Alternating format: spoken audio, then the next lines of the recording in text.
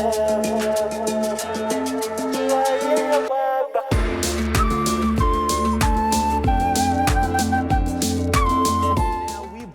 have the honor to introduce two amazing people, the people who will be hosting your next panel.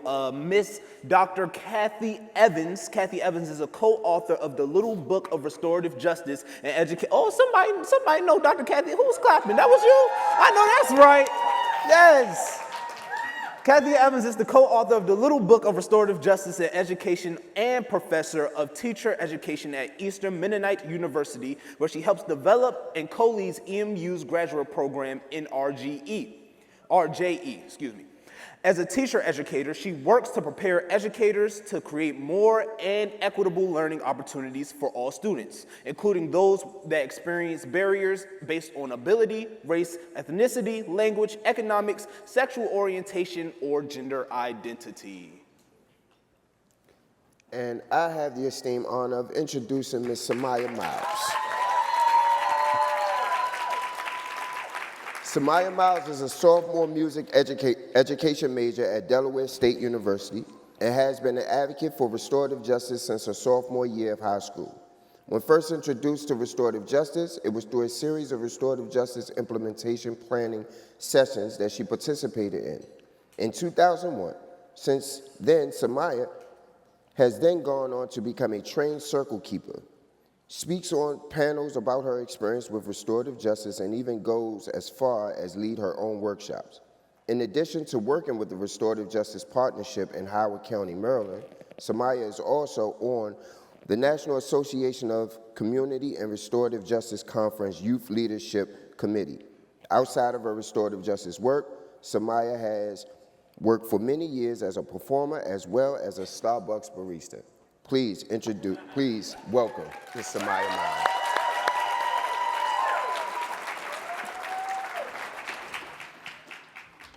Good morning, everyone. How are y'all feeling?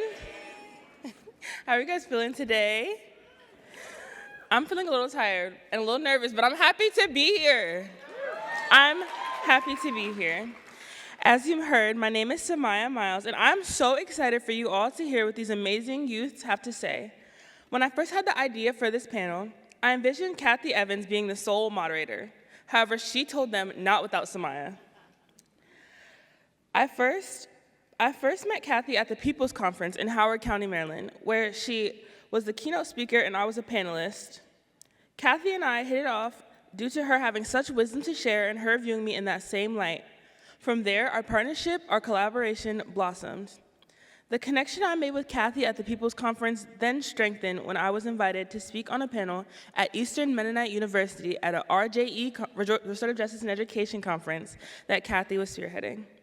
Because of the collaboration and the relationship I had built with Kathy, she was the first person I thought of when it came to the panel, and I was the first person she thought of as well.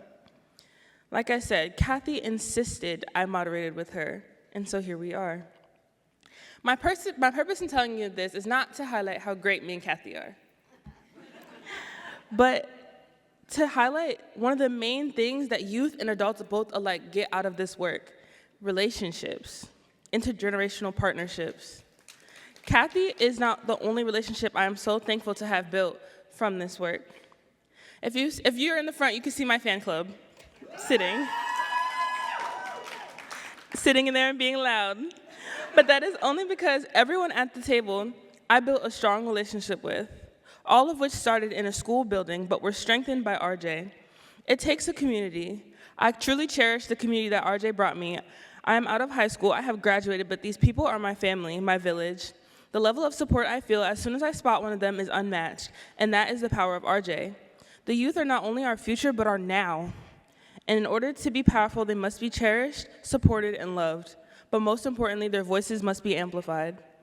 Please help me welcome out today's panelists, Leslie and Layla.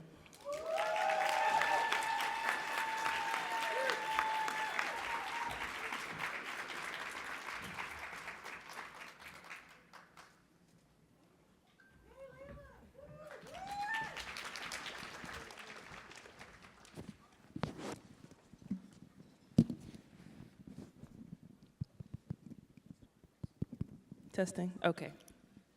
Good morning, you guys. Before we get started, can you guys just introduce yourselves? All right, well, good morning, everyone. How are we feeling?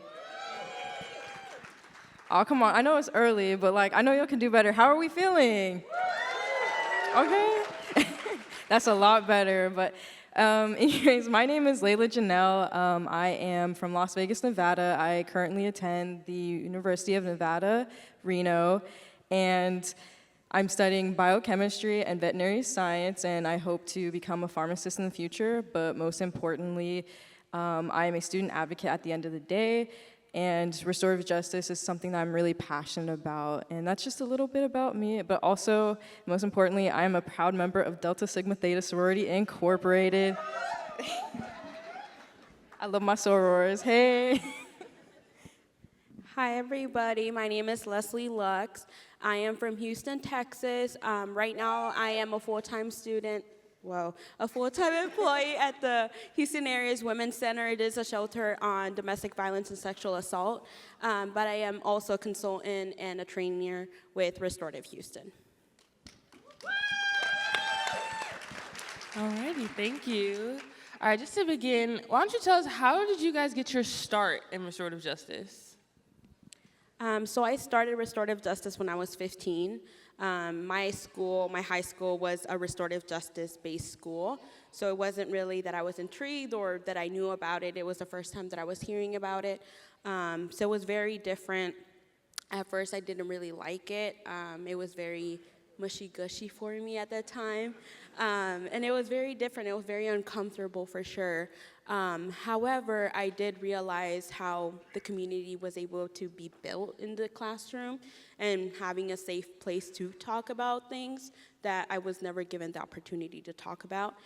So my teacher was creating these circles, and I was getting intrigued, and then I went ahead and applied for the restorative justice class where I learned more about it, and then I was able to facilitate circles and then have mediation with students and teachers or family members and further develop my restorative justice, and then I continued the work with Restorative Houston.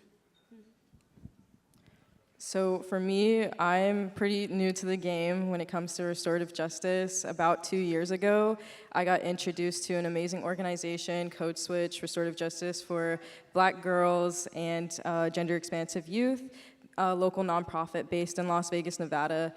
And I actually had the opportunity to travel to Ghana with Dr. Tanya Walls, our founder.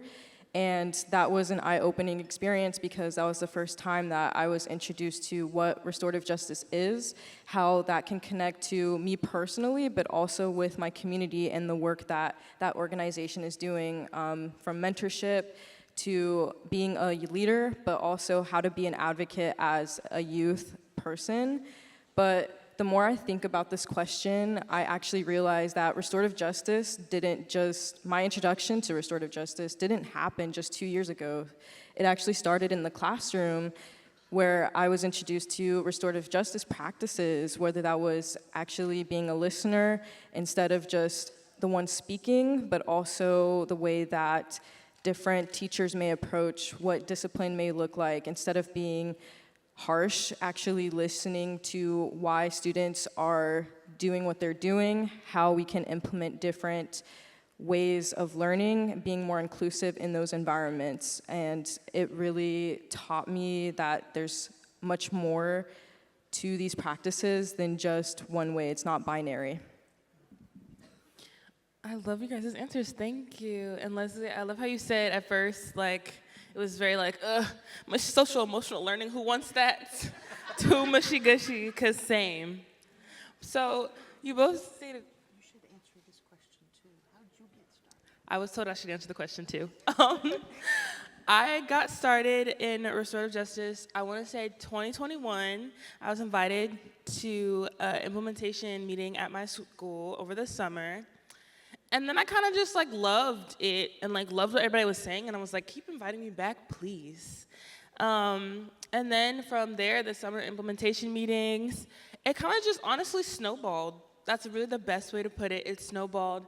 I then led on to keep going back to the implementation meetings. I then got formally trained in circles. And then I ended up working with the Restorative Justice Partnership in Howard County, speaking on panels, and then here we are, NACRJ Youth Leadership Committee, and now panel moderator. So that's how I got my start in RJ. But you guys mentioned how there was a learning curve, and like how it took time and how it kind of like changed, because as you said, at first it was like mushy gushy, indicating like now it's not. How has restorative justice changed you as a person and how you interact with the world? I could just sense your eyes looking at me to go. So for me, it was really hard because the way that I was introduced to restorative justice, it looked a lot like us being in what we call sister circles or community circles. And it was really hard to be vulnerable because I am pretty introverted myself, and just getting the talking piece in our group and just like talking about myself and how I'm feeling, that was something that was definitely out of my comfort zone. But being a part of restorative justice, you have to learn to be comfortable with the uncomfortable. And I learned that there's a lot of power in sharing my voice, but also silence speaks a lot more measures than you think. And we never know the impact of our voices. And I guess what I'm trying to say is you want people to know like what you're thinking, especially with the work that you're doing, because there's a lot of power in your voice. Yeah, similar to Layla as well, I never really knew I had a voice. I didn't really know I had power as youth. We're often being told, respect your elders and look up to them. So we're often told to learn from them and learn from their mistakes, but it's also, what about my mistakes? What can I learn about myself and my power and my voice? So it definitely helped a lot with being confident within myself and setting those boundaries now as a young adult. So it is okay to say, I don't want to be here because I just don't want to be here. And that's okay, it's valid. So I'm able to voice more of my needs and my wants versus just saying things or stating things that I just don't feel comfortable with. So it has definitely developed into becoming a better version of myself and being confident within my body as well. Thank you for that. I love both their responses, and definitely same. I would say for me, like, not only did it helped me find like the right voice, right? Because I always had like a very like, I'm not doing this, why would I do this? But sometimes it didn't come off in the best light, like, came off a little rude. But like RJ kind of gave me the language and like the effective communication to like have my voice, but also have my voice appeal to the audience that I'm trying to appeal to, and like communicate my point in the most effective way. Not only in situations where I feel like something is wrong, but also even just in daily situations, like learning to like communicate what you're trying to say and in a like respectful manner, but like also effectively. Like I don't want to tiptoe on eggshells. If something's making me unhappy, something making me sad, I want to be able to say that with full profundity, without sounding mean or sounding like I have an issue and the whole time I'm just trying to express my feelings. And RJ definitely gave me that language. And I tell people all the time, the effective communication really just, I love that part that it gave me, because it changed my entire life. So you guys talked a lot about, like you said, how Layla, you're relatively new, and you've been doing it for a while, but you're still young. What do you hope for the future of RJ? So honestly, I think that RJ, like the work starts with our youth.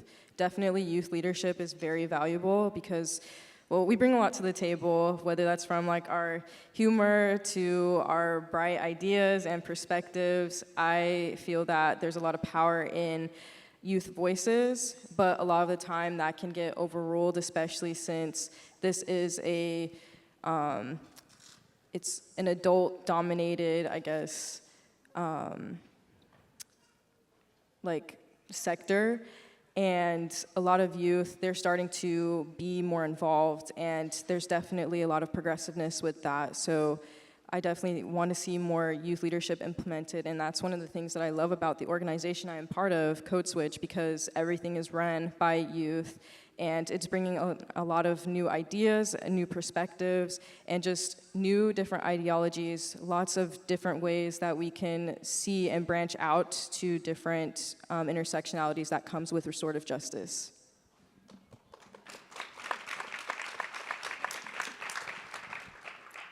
Similar to Layla, I think intergenerational partnerships are very important. If you guys attended our session yesterday, I mentioned it's not just the importance of youth teaching youth or adults teaching adults, but it's the intergenerational partnerships that really change and can create a change, not just in this setting, but everywhere that we are. I mean, we come from every place in this city.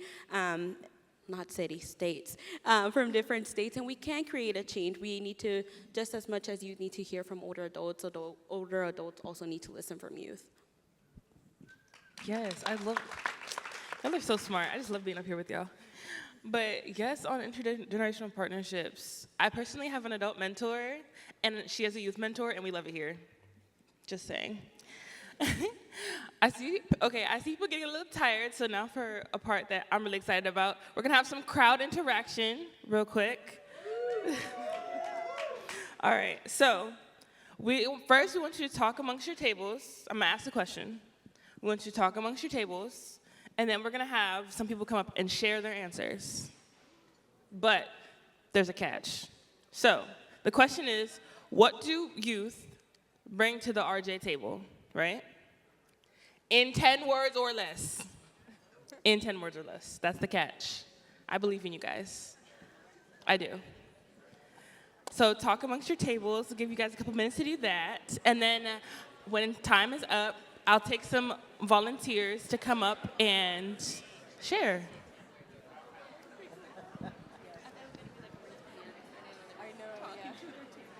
Y'all are doing great. Thank you.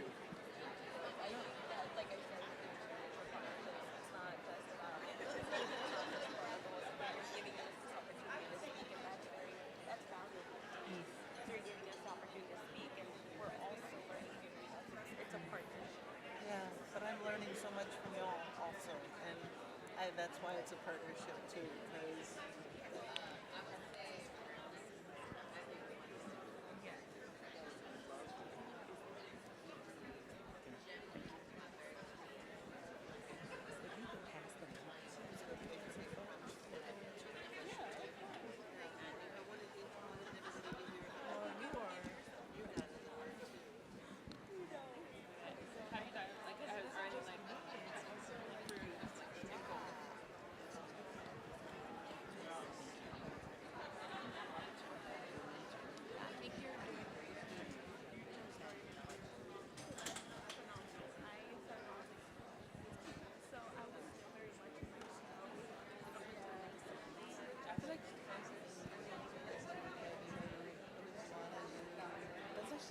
Yeah, you're getting the mic after this. Yeah. Alrighty. So, after talking amongst your tables, we have our MCs over there to run the mics. All right. So we're gonna take how many? We're feeling 3. Well, 10 words or less. 3 is good. 3 people. All right. I see over there. Right. Love you, Corey. Oh, right now. So yes, please stand, please stand. So what do you bring to the RJ table in 10 words or less? They are the table. Mic drop. Corey said they are the table. They are the table. Somebody put that on a t-shirt. Trademark it. All right, I see right there, and I want to spread the love if anybody feels like going in the back, right there, the MCs. hello, good morning. Good morning. We have fresh ideas, purpose, energy. Did I miss something? Fresh eyes. I like that. Thank you. Alrighty. Eric, do you feel like walking back there? Because I see that that table has been raising their hand real high. The one all the way in the back? Table, yeah, Got yeah. you. I see. Thank you. Excuse me. But in the meantime, Charlie. Charlie, right? Hi. That's your name, Charlie? I'm Charlie. We have new insights, problem solving, connections, perspectives of now, and natural disruptors. Snaps. Thank you for that. Alrighty, and then we have that table in the back. Sure. Hey, we're with NACRJ Youth Court, and we think that we help to create greater change because of the shared perspective that we have with other youth. That was amazing. I wish I could hear from everybody. Don't worry, there'll be more crowd interaction later. But in the meantime, Kathy has an amazing question to pose to the panelists. Well, I heard you talk, Samya, about your mentor. And I just would love to hear from each of you, like, what is it that your mentors do? Like, what do the adults in this intergenerational partnership, what does that look like for you? And what have you experienced in that role?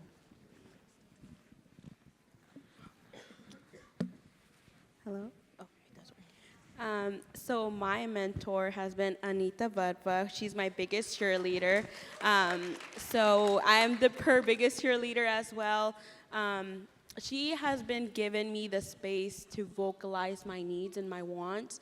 She has empowered me, truthfully. Wow, getting emotional. Truthfully, she changed my life.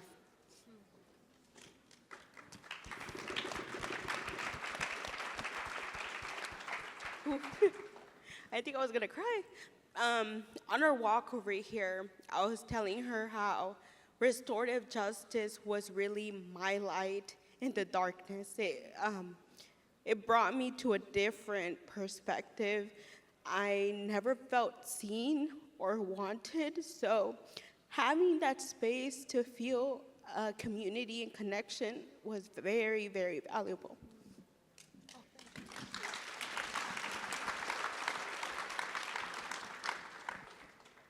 So the thing that I love about restorative justice is there isn't just one mentor.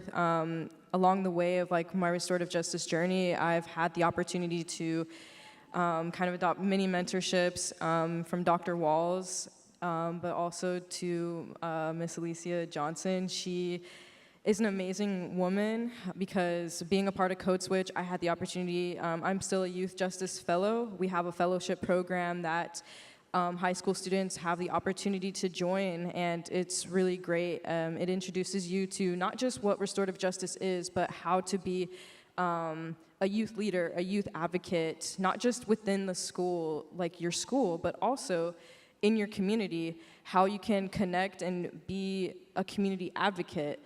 And with that, they've really taught us how to spread our own wings and fly on our own. So our mentorships isn't just, oh, an adult telling us what we should do, more of like they're pushing us out there to be who we want to be. And I love restorative justice so much because it taught me to be my authentic, unapologetic self. Being a part of the Code Switch family, but also the restorative justice family, I felt that I could voice who I am without having to censor myself. And with the amazing bonds and mentors that I have had the opportunity to meet and interact with, they've really shown me how to thrive on my own rather than just being told what to do and who I should be, but myself.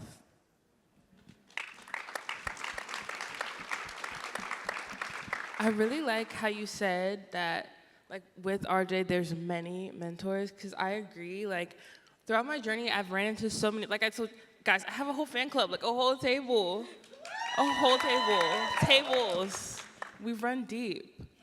And, like, everybody at that table is a mentor, right? And you just run into so many. But for me, the OG, Miss Angela Wright Seawood, my whole entire heart, right? So back in my junior year was a very, very hard year for me. First year back from COVID, terrible. 0 out of 10 recommend.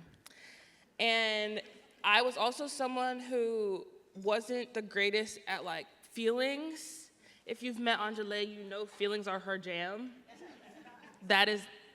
Feelings are her jam, right? And we had this, if you haven't heard about Wild Lake, I went to Wild Lake High School. We had a peace room.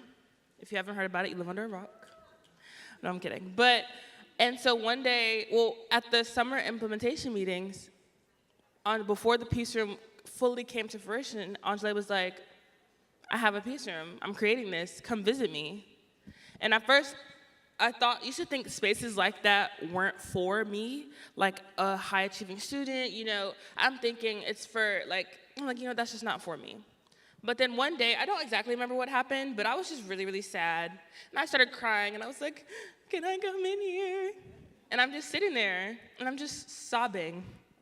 And then you just have this fairy-like presence that's just like, how can I listen to you? What do you need from me? Not necessarily directing, guiding, but listening. I would say if there's one thing that my mentor Angela has done for me, it's just listen. And sometimes that makes the entire difference. That makes the difference of a million suns. Because kind of like Leslie said, oftentimes life moves so fast and you end up feeling unwanted, like no one was listening to you, like no one has time for you, like no one can just stop and be there for you. And Angela has always been there, always. Even after she left the high school that I went to, it was literally just to call me. I have a phone. That's exactly what she said when she's like, I have a phone. We will use it. We will use it. I have it. And from there, it just spiraled into having someone who's been through life and who has so many lessons with them. And oftentimes, a lot of our conversations will be like, oh, I remember this. This sucks, but this is how I navigated through it. You have options. And then me going through something, and her being like, wow, you handled that better than I did at your age. I'm gonna use this. And it's just that cycle of learning from each other. Because at the end of the day, we all have knowledge to share with each other.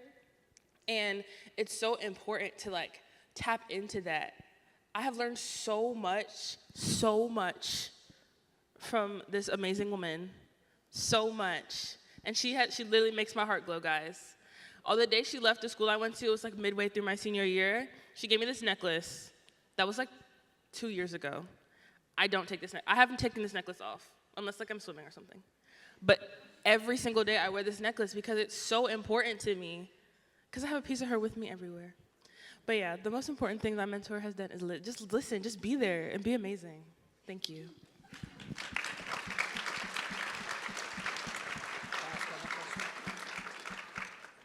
So if your mentors were here, what do you think they would say they have gained from the partnership with you? What have they learned and walked away with because of the relationship they have with you? That's a very good question. I don't know. Let's ask her. I was thinking of doing the same thing. Right? So. We always have late talks recently because we were both pretty busy, but I think what she's taking out of this is just a fresh perspective, like someone over here in the crowd work said, about just a fresh pair, and we're often having conversations about how I view things or how I may integrate something more creatively. She's very creative. She just needs a little push to bring it out sometimes, but she's good. She's good, I promise. Do you want to add anything? Alrighty. Yeah, that is a great question. So, I mean, oh my God, aside from us being super stubborn and constantly pushing back, because restorative justice is a lot. It's definitely heavy work. We do a lot, but that's why I love it, because we practice a lot of the spirit of Ubuntu, or Ubuntu. I am because we are. But I guess what my mentor would say is just a bunch of appreciation, just a huge thank you for us showing up, even though we may push back. She encourages us to do that because we have a right to be in the space that we have created, and we have as much of a right to be there as our mentor does. but also just keeping her up to date to like some of like the Gen Z slang that we have. She loves it when we, I guess, just are able to be playful, also serious with the work that we are doing. So I'm really appreciative of that and her letting us being able to take space and share that space with her.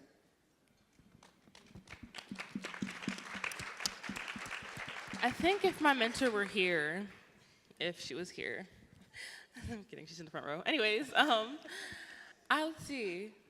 I think, for starters, she would say we go together real bad, because we do. But also, a lot of times the conversation goes like, never conform to being an adult. Never conform. Break Samya, make sure you break down the systems. Okay. Pinky promise, pinky promise. Okay, good talk.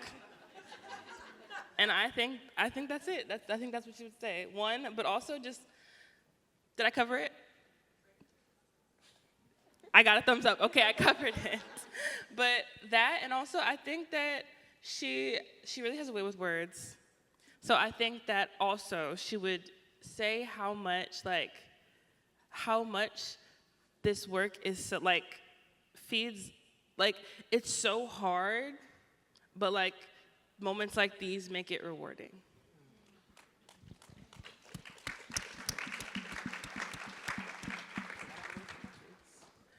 Speaking of RJ being really, really hard, what are some challenges that you've faced being involved with restorative justice as a young person?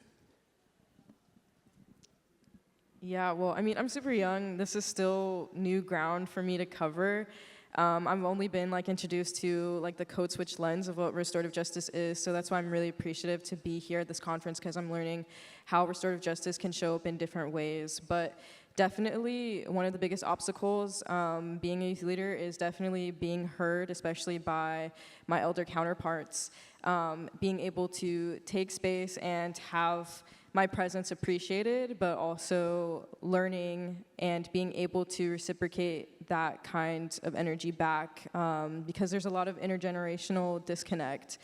But also the work is very hard, because especially because of different ideals that come from the intergenerational disconnect, it's kind of hard to see eye to eye on what restorative justice may look like in a youth perspective versus an adult perspective. There's just so much of a difference in backgrounds, but I think that's one of the things that I love about this kind of work, is that we can come together regardless of that and put together our different ideals.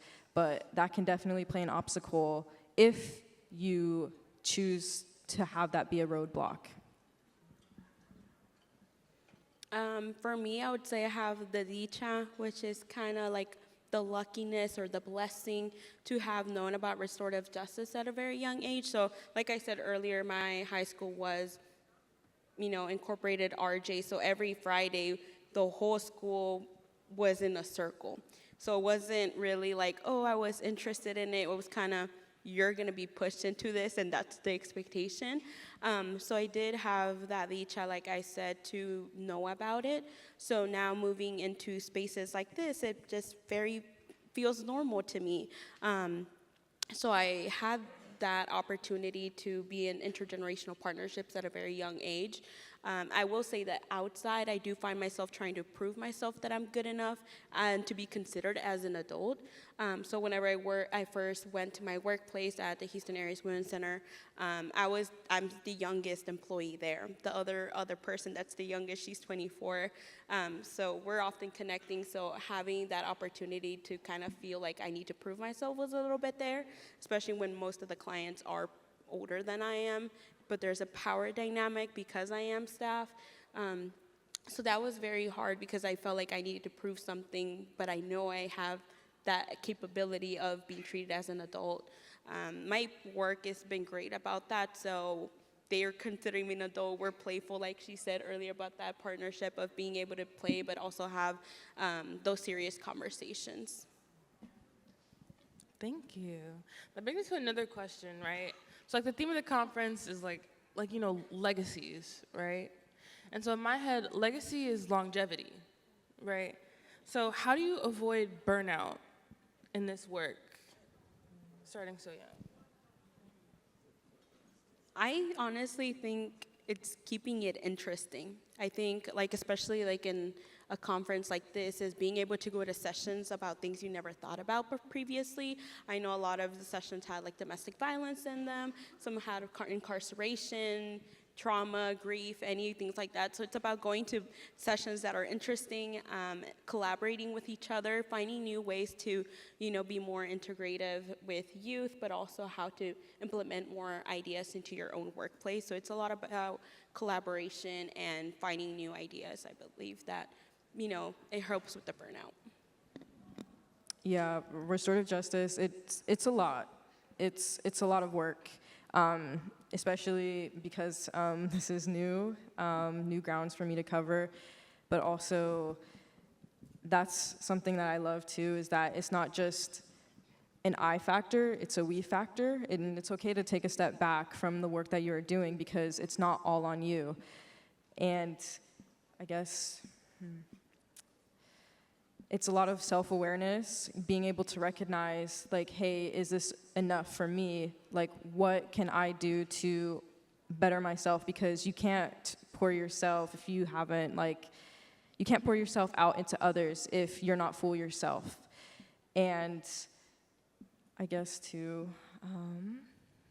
sorry, I lost my train of thought for a second. But at the end of the day, there is that community aspect, like you're not just the only one that's in this, you're as strong as your counterpart is, and it is okay to take breaks because this is not an easy route, but at the end of the day too, not everything has to be all on you. I always say, I agree with you guys so much, but I always say, relationships too, like having good relationships are like shock absorbing phone cases. I drop my phone a lot. My phone case is a shock absorbing one, and it does not crack. 10 out of 10 recommend. It's like $8 on Amazon. But what I mean by that is that a lot with this work, it's really easy to get burnt out because it's heavy. It's so heavy, right? But when you have that little phone case, relationships with people in your community, also in RJ, it's kind of like those shared experiences, it kind of helps take some of the weight off of your shoulders. Sometimes it can feel like it's up to me to fix the societal problems, the patriarchy, all of it, it's on me. But then when you have events like these, it's look at all these people with me.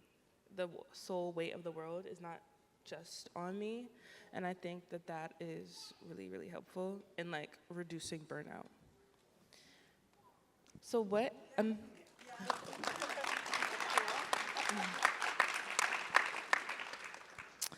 Another question, what is the biggest lesson that this work has taught you, whether in your personal or professional lives? I think it's something like you said, it's just listen. It sounds so simple, but I promise, it's just listen. I'm a young adult, but I would babysit kids. I had 3 kiddos. I had an 8-year-old, a 4-year-old, and a 6-year-old. And I worked with this family for over a year. And then whenever I graduated college, and I told them, hey, I'm going to work at the Houston Area's Women's Center. I won't be able to help you anymore. I built a great relationship, and they gave me a cute greeting card, thank you for helping our family. And the 8-year-old wrote and said, thank you for listening to me. And that was very impactful. So I always incorporated restorative justice conversations with them, hey, how are you feeling? And why are you feeling sad? And why are you feeling happy? And let's have a conversation about why that was wrong and why we shouldn't be doing it again. So I believe that it's just powerful to just listen, like you said earlier, and it's one of the very important and essential keys for that. I also agree with Leslie, definitely listening rather than speaking over others, because there's a lot of power in, I guess, taking in what another person has to say, but also being able to, I guess, recognize your biases and to be able to push that aside and into the work that you're doing, because it's not about just you. There's a whole lot more into it. We are a community, and at the end of the day, being able to come together, especially with implementing restorative justice in conflict resolution, because I know there are some people, whether that's in your personal life or your professional lives, where you may not be able to stand, but you're like, you know what, this really goes against the work that we are doing, but being able to kind of see eye to eye with each other, put yourself in other people's shoes, and being able to connect on a human level is something that I've really taken out of being a part of this work. There's a lot more to it than just me. It's a lot of we. I love that you said like on a human level, because like I would say honestly same, like that, like realization that like everybody's just a human, everything else is made up. Everybody's just a human. And like knowing that kind of helps you connect better, because it's like we're the same, right? We're the same, we're human. And like even for me in my personal life, like that's such a huge lesson, because like even like with my mom, me and my mom be beefing, y'all. But like, still love her. Shout out to Stacey Lynn. Anyways, but like, we really would like argue and like go toe to toe a lot. And it's like, remembering that like, you know, she's a human too. She's a person. And her feelings are probably hurt by this, or she probably is just not knowing how to communicate this, and it's coming off as yelling about a random dish in the sink, right? And so it's just knowing that like everybody's human, even like in a classroom setting, right? Like teachers are people too. If a class was yelling at me for hours on end and I was having a bad day, I would snap. I would lose it. And like just, but also like remembering that like, like we all have these human emotions, we all have these human feelings, like, and like if we all respect that and remember that, then like it just provides so much more room for grace and love. And yeah.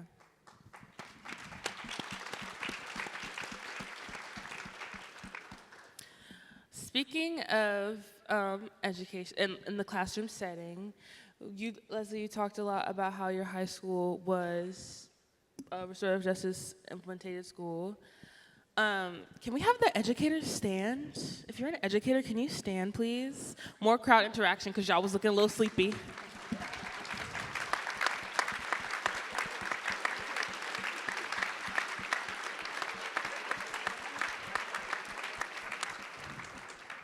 Well, thank you for that.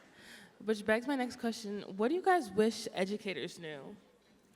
Like as a young person, like in schools, what do you wish educators like knew, either when you were in school or like from what you've learned now? Just what do you wish that like people in the school building knew?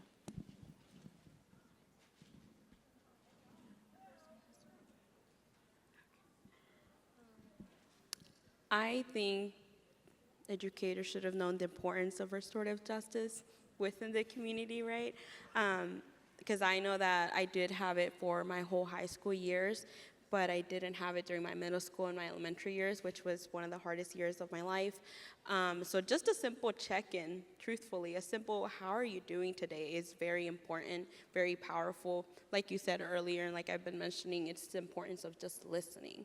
And I know all the educators here, I know that you've been placed in a hard situation with systems asking more of you. So props to everyone. But I would say that just listen, just bring that opportunity to have that open session of just having that dialogue and just checking in with students. It's gonna make an impact, even though it's very small and significant. The small things add up to bigger things. Yeah, I agree with what Leslie had to say. Educators are very underappreciated for all the work that they do, but also it's seen as like a professional occupation when it's really personal. Being able to have that kind of dynamic with an educator as like a student, a lot of being a part of restorative justice and what restorative justice has brought for me, I want to say like for educators, it's a safety net for a lot of students, because at the end of the day, you never know what a student may be going through, like what their home life may be like, but having that connection, being able to check in with other students and building that trust, because that may be their safe space. You never know at the end of the day.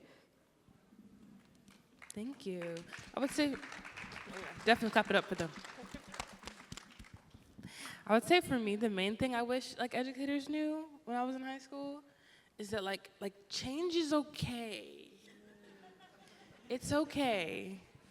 It's scary, but it's okay, right? And I know right now I'm preaching to the choir, and like that's always the thing, because it's like the people who are here are not necessarily the ones who need to hear it most.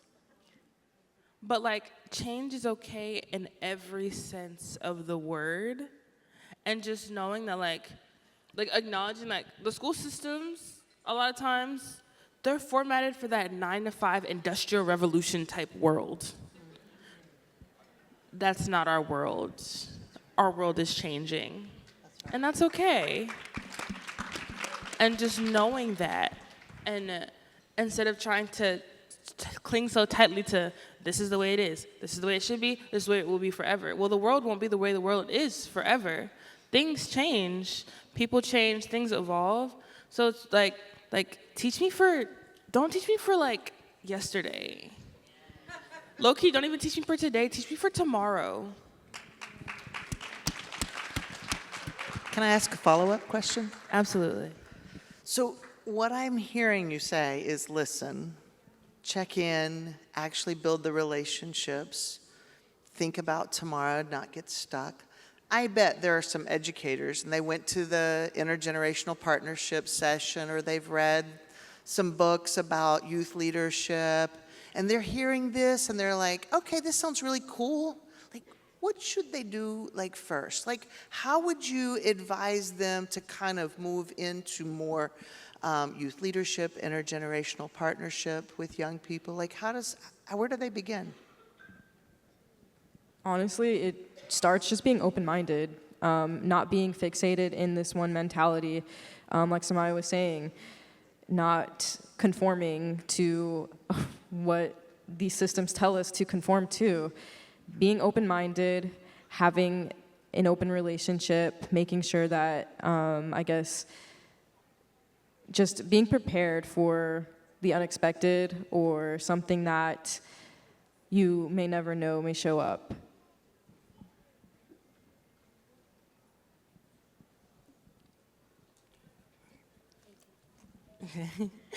I would say, honestly, just it starts to, like Layla said, being open, but like for actionable step, right? If you're an educator, I know, well, probably for older middle school to high school, I don't know about elementary schoolers.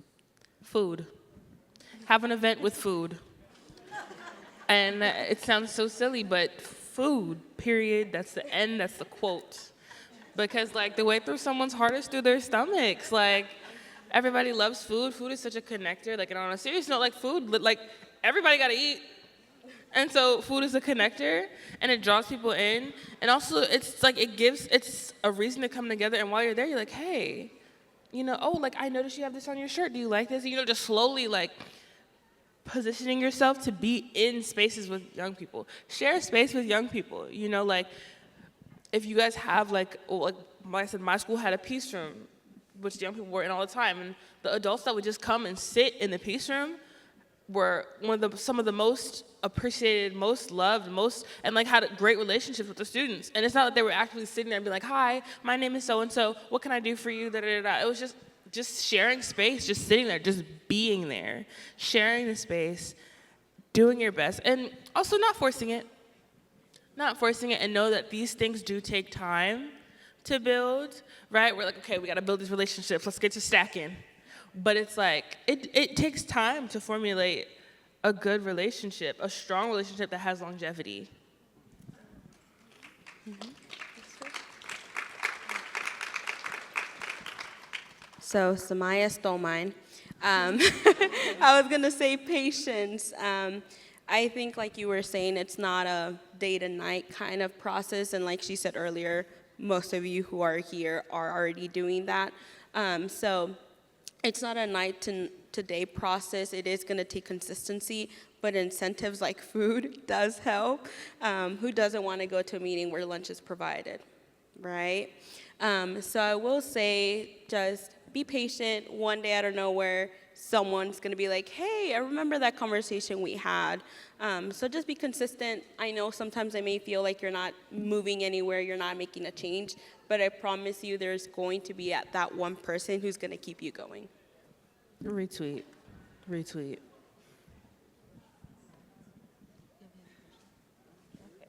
I do. I like your questions a lot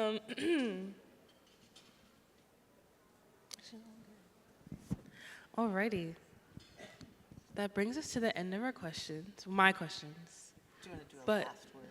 Yeah. So, you're reading my head, Kathy.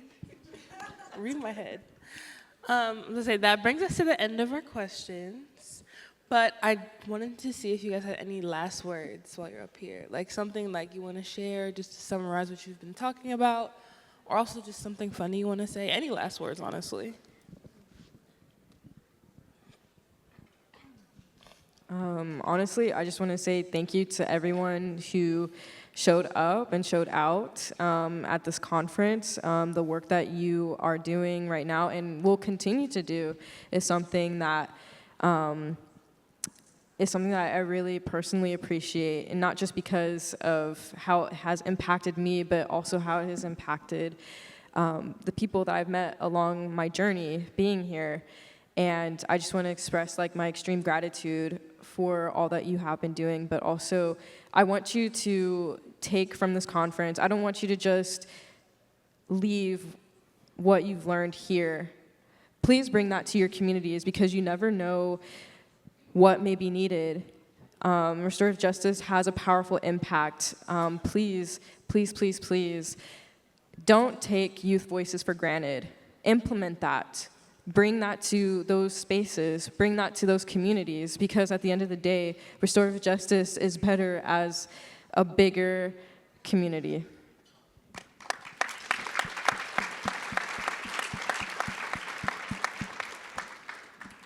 Once again, thank you everyone for being here. Like she was saying, leave the stories, take the lessons. I appreciate every single one of you who have been here and have been placing themselves in uncomfortable situations. Like she said, bring in youth, and if you don't know how to use youth, collaborate with someone, incorporate. Collaborate with someone who does know a little bit more about that. I will also say that always keep in mind that restorative justice isn't just one thing. It's very flexible, and you could always incorporate it within work and also life. So, yeah.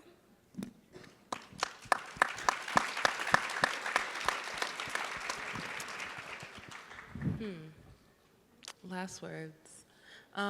Thank you to my fan club. Honestly, I keep saying that, but that's what I call it. But also just my village, my people. I love every last one of you so much. And I genuinely would not be here sitting where I am sitting if it wasn't for all of you. So thank you. And then also overall last words, just that like I said, change is okay, keep going. Things do take time. I wish we could speed run everything, trust. But things do take time. Time is a social construct and relative. Thank you, good night.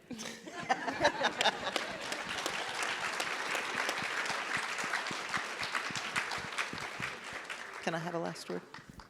Of course.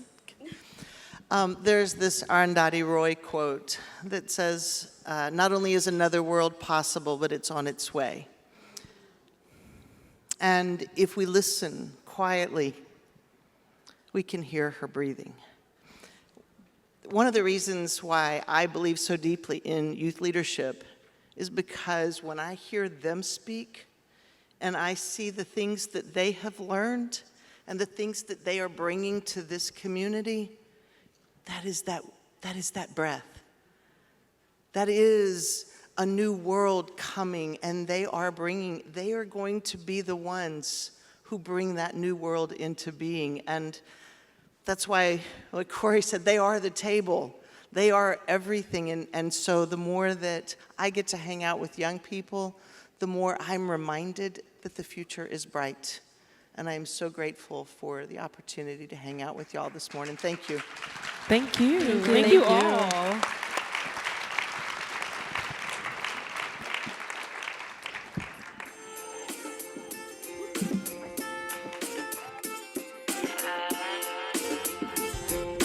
Drew on the key, so this knock.